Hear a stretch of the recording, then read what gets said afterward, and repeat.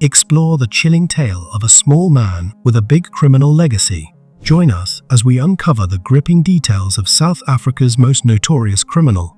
Don't forget to subscribe for more fascinating stories like this. Ananias Mathe c. 1976, December 27, 2016. Sometimes spelled Ananias Mathe, was a notorious serial rapist and armed robber from Mozambique who achieved further notoriety in 2006 by being the only person to have ever escaped from the maximum high-security C-Max Penitentiary in Pretoria, South Africa. We're going to talk about South Africa's most wanted man, also known as South Africa's Houdini. Once upon a time, in 1977, a man named Ananias was born in Mozambique. He was small, thin, and not very intimidating. Moving to South Africa in 1999, he quickly became known for his criminal activities, terrorizing the nation for years.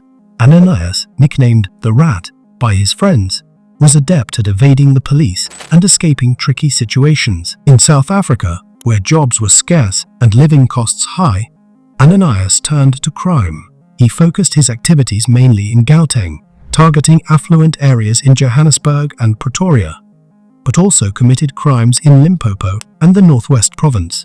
Ananias was not just interested in petty crimes, he aimed high, carefully stalking his victims and observing their homes. On August 19, 1999, Ananias poisoned a dog with tainted sausages to ensure he could enter a house unnoticed. Armed with a flashlight and a gun, he broke into the home of Diane and Alwen, blinding them with the light and demanding valuables. This marked the beginning of his reign of terror, which lasted until 2002. Ananias' tactics were calculated and ruthless. He poisoned dogs, used a flashlight to blind his victims, and threatened them with a gun.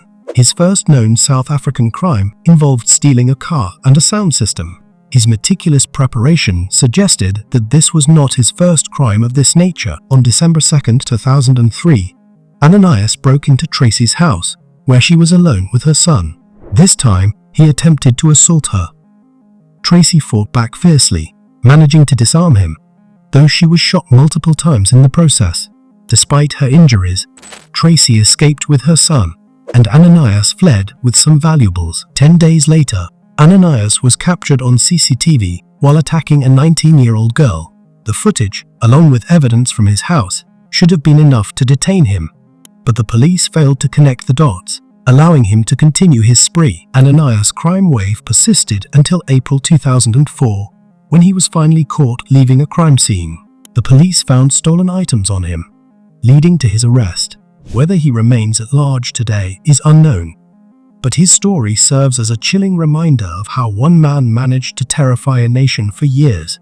In South Africa, known for his reign of terror in Johannesburg and Pretoria, despite being arrested, he was released on bail for a mere 500 rand and quickly resumed his criminal activities. His audacity and brutality made him a feared figure in the region. In August 2004, Mathe's crime spree escalated when he broke into the home of Charles and Juliana, poisoned their dogs, and shot Charles in the shoulder. His violence continued shortly after, when he assaulted a 28-year-old woman and stole her belongings. His actions showed a clear pattern of increasing aggression and recklessness. By December, Mathe's criminal activities were relentless. He robbed and assaulted a young ballet dancer, and near Christmas, he attacked a woman named Heidi in Pretoria. During this attack, he tied her up, threatened her with a knife, and stole her car. Mathe's series of violent crimes left a trail of fear and devastation in his wake. The police utilized fingerprints from the crime scene at Heidi's home, which matched those from previous offenses, leading to the arrest of Ananias Mathe on January 31, 2005. Despite his capture, Mathe had been living a double life in Mozambique, with 2 wives, 7 children, 2 grandchildren, and a girlfriend. While held in a Johannesburg prison, Mathe executed a daring escape by breaking a pipe to create a hole in the wall and using makeshift ropes made from bedsheets to climb down. He continued his criminal activities until his recapture, after breaking into a residence and assaulting a girlfriend while forcing her boyfriend to watch. Transferred to Pretoria's C-Max prison, Mathe managed another incredible escape in 2006.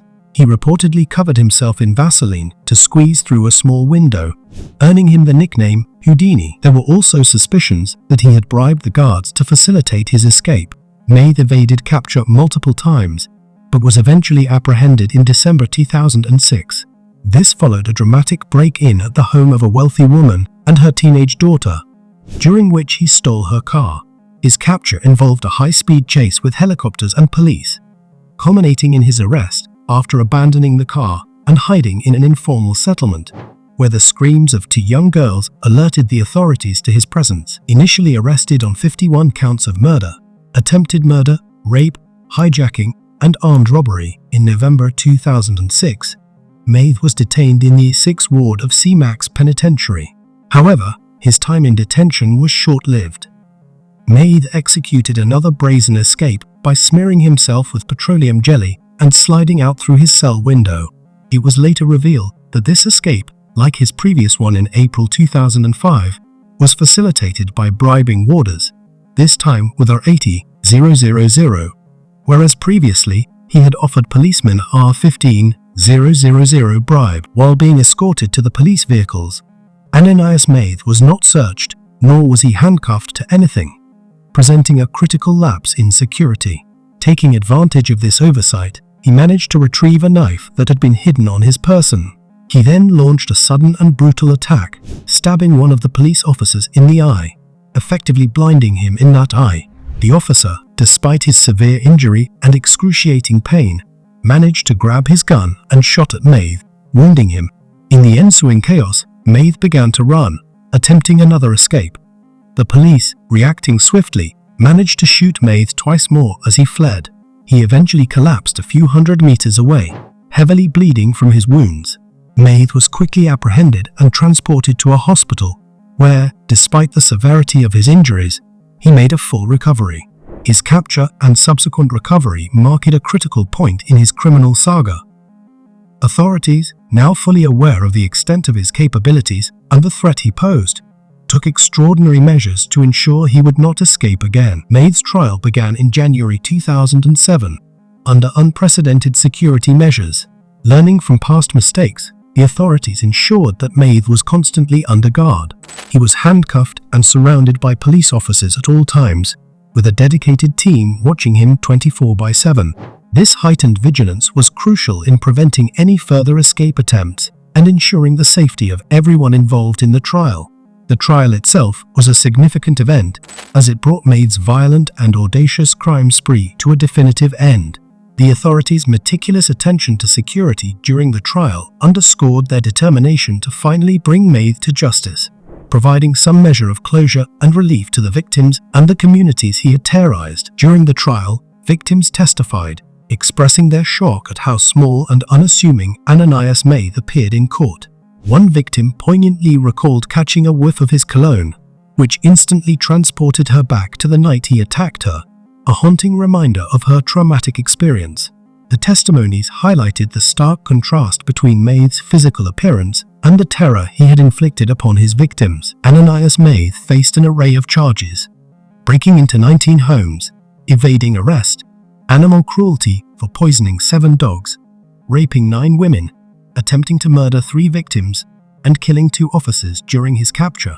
Many of his victims were wealthy women, some of whom had emigrated from South Africa due to the trauma they had endured. The court proceedings brought to light the extent of Mathe's brutality and the widespread fear he had sown. On December 27, 2016, Ananias Mathe died in a prison hospital at the age of 40.